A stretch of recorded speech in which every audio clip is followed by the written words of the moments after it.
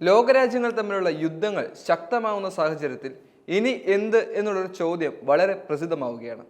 ഈ യുദ്ധങ്ങൾ തുടർക്കഥയാകുന്ന സാഹചര്യം നിലനിൽക്കുന്ന അവസ്ഥയാണ് നമ്മുടെ ചുറ്റുമുണ്ടെങ്കിൽ ഈ യുദ്ധങ്ങൾ ഇനി മറ്റ് പല രാജ്യങ്ങൾക്ക് വ്യാപിക്കാനും സാധ്യതകളേറെയാണ്.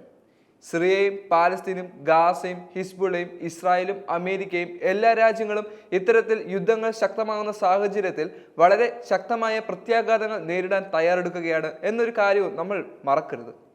കാരണം വളരെ വലിയ പ്രത്യാഘാതങ്ങളാണ് ഈ യുദ്ധം മൂലം ഇന്ന് ലോകത്തുണ്ടാകുന്നത്. അസുഖങ്ങൾക്ക് മരുന്ന് പോലും ലഭിക്കുന്നില്ല, ആളുകൾക്ക് താമസിക്കാൻ ഇടമില്ല, കുടിക്കാൻ വെള്ളമില്ല, ഭക്ഷിക്കാൻ ആഹാരമില്ല, വസ്ത്രമില്ല. അത്തരത്തിലുള്ള പല പ്രശ്നങ്ങളും ഇപ്പോൾ ലോകരാജ്യങ്ങൾ നേരിടുന്നുണ്ട്. മാത്രമല്ല, ഇസ്രായേലിനെ സഹായിക്കാൻ അമേരിക്കയും പാലസ്തീനെ സഹായിക്കാൻ മറ്റ് പല രാജ്യങ്ങളും ഉൾക്കൊള്ളുന്ന സാഹചര്യത്തിൽ രാജ്യങ്ങൾ തമ്മിലുള്ള വലിയ യുദ്ധത്തിനാണ് ഇങ്ങനെ തയ്യാറെടുക്കുന്നതെന്നും പ്രധാനപ്പെട്ട ഒരു കാര്യം തന്നെയാണ്.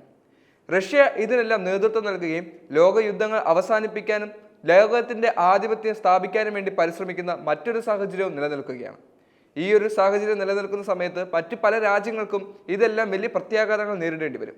ഇന്ത്യ അടക്കമുള്ള രാജ്യത്ത് ഈ യുദ്ധങ്ങൾ ഏത് അവസ്ഥയിൽ എത്തിക്കുമെന്നുള്ളത് നമുക്ക് കണ്ടു തന്നെ അറിയണം. മരുന്ന് പോലും ലഭിക്കാതെ, ഭക്ഷണം ലഭിക്കാതെ, വസ്ത്രം ലഭിക്കാതെ നിരവധി ആളുകൾ മരിക്കുന്നത് നമ്മുടെ കൺമുമ്പിൽ വെച്ചായിരിക്കും. ഇതുകൊണ്ടായിരിക്കാം ഇത് മൂന്നാം ലോക മഹായുദ്ധത്തിലേക്കുള്ള ഒരു തയ്യാറെടുപ്പ് മാത്രമായിരിക്കുമെന്ന് മറ്റു പല വലിയ ആൾക്കാരും പറയുന്നത്.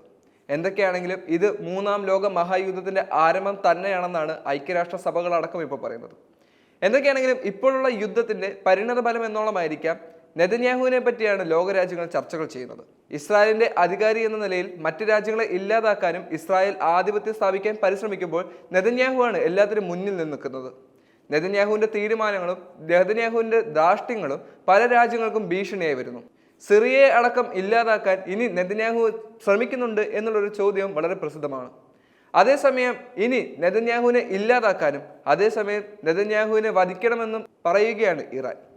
നെതന്യാഹുവിനെ ഇല്ലാതാക്കുന്നതിനൊപ്പം തന്നെ മറ്റ് പല രാജ്യങ്ങൾക്ക് സമാധാനം കൈവരിക്കാൻ സാധിക്കുമെന്നാണ് ഇറാൻ വാദിക്കുന്നത്. ഇറാന്റെ അടുത്ത ലക്ഷ്യം തന്നെ നെതന്യാഹുവിനെയും അതുപോലെ തന്നെ ഇസ്രായേലിന്റെ നിരവധി അധികാരികളെയും ഇല്ലാതാക്കുകയും അവരെ വധശിക്ഷയ്ക്ക് ഏൽപ്പിച്ചു കൊടുക്കുകയും ചെയ്യണമെന്നാണ് പറയുന്നത്. അമേരിക്കൻ അധികാരികളോട് അടക്കമുള്ളവരോട് ഇറാൻ ഇക്കാര്യം പറയുകയും ചെയ്തു.